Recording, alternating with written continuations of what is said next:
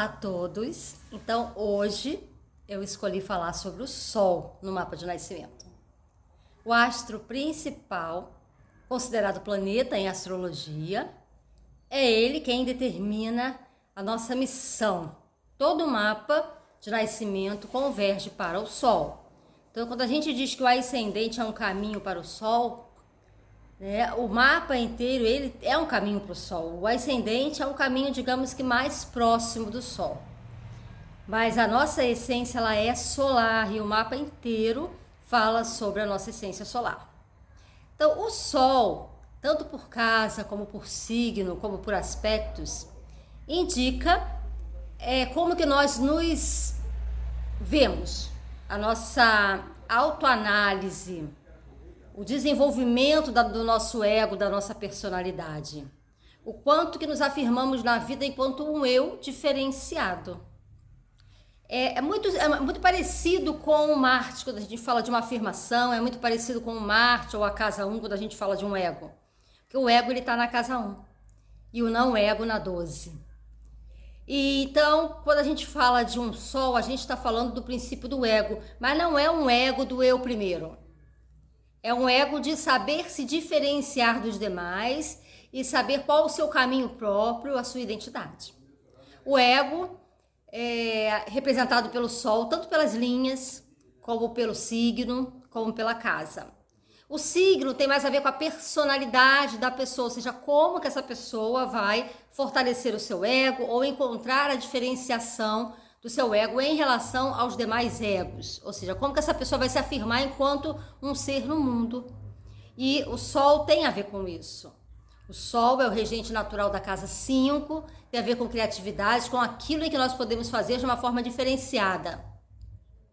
Por isso que a casa 5 está relacionada aos filhos, porque a gente tem a ideia de achar que é um complemento nosso. A gente sempre coloca os filhos como essa ideia de complemento, essa ideia de criatividade, de algo que vem de mim, que fortalece o meu ego, porque eu produzi alguma coisa, eu produzi uma vida.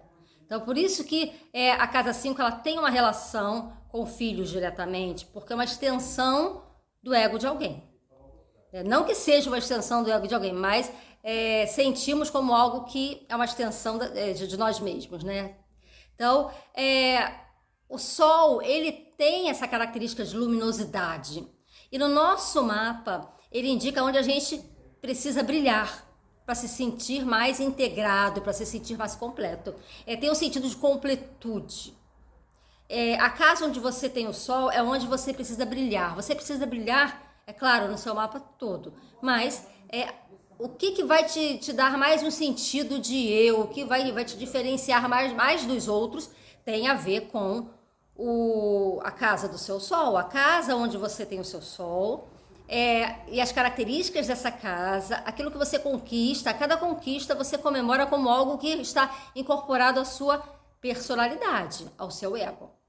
Já o signo é uma maneira de lidar com a vida, é um traço de personalidade que está ligado à maneira como você vai buscar essa diferenciação. Então vamos supor, se você tem, apenas um exemplo, o Sol em Gêmeos. O Sol está sempre no nosso signo de nascimento. Se você é geminiano, é porque você tem o Sol em Gêmeos.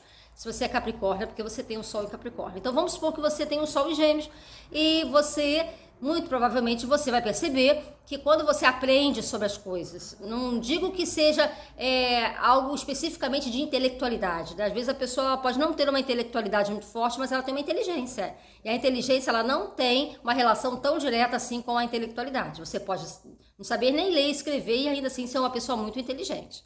Então tem a ver com conhecer as coisas, com saber utilizar dos meios disponíveis para você criar algo. Então o Sol em Gêmeos tem uma criatividade voltada para a linguagem, para a comunicação, para comércio, para questões relacionadas à relação entre as pessoas, à linguagem, o conhecimento, também o conhecimento. Mas então a natureza do signo é que vai colorir a natureza do ego, é que vai dar a esse ego a oportunidade de conseguir se diferenciar dos demais egos. É claro que quando você tem o Sol num signo mais coletivo ou numa casa mais coletiva, como por exemplo Aquário ou Peixes, numa casa 10, numa casa 11, numa casa 12, você vai o seu ego ele vai atuar mais no coletivo, você tem uma dependência maior do coletivo para você poder se diferenciar. Né? Mas ego é ego, estando junto com outras pessoas ou estando refletindo sobre si mesmo, você vai precisar se diferenciar dos demais e se compreender. Então o Sol é o centro da nossa autocompreensão, da nossa autovisão. O Sol ele também representa características masculinas. No mapa de nascimento ele indica como que nós lidamos com os homens na nossa vida, tanto homens como mulheres, né? Como que lida com os homens. Tanto como as mulheres lidam com os homens, como os homens lidam com outros homens.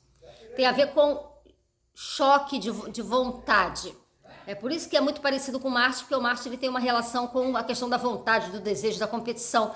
E o Sol ele tem a ver com a diferenciação entre as pessoas, né? A descoberta do meu eu central. Então, o Sol é o eu.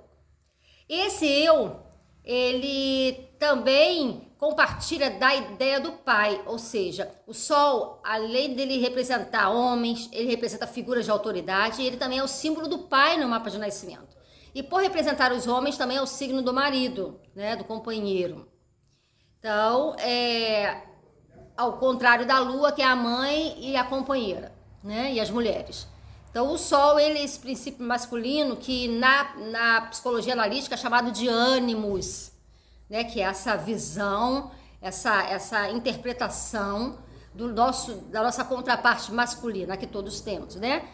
Então, o Sol, ele tem aí essa particularidade e a casa é muito importante porque é através dessa casa que você consegue enxergar mais as características solares e quando bem desenvolvidas você se enaltece mais, você sente que a sua vida está progredindo. Agora, se você disser assim, mas o meu Sol é vazio, né? Ele não tem muita linha, ele só tem, é claro, um signo e uma casa, que isso todo Sol tem. Todo Sol tem um signo e todo Sol tem uma casa no mapa.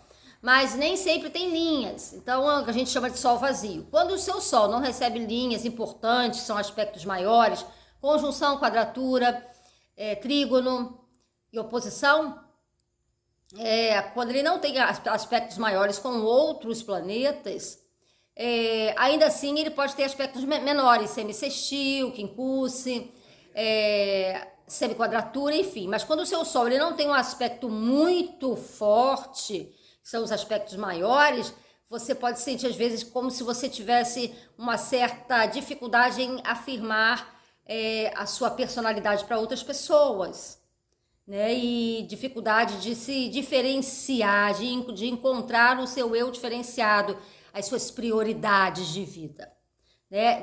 Você não tem muitas questões existenciais, muitas questões pessoais, ou tem pouca habilidade para desenvolver essas questões, ou talvez nem dê muita importância para isso também.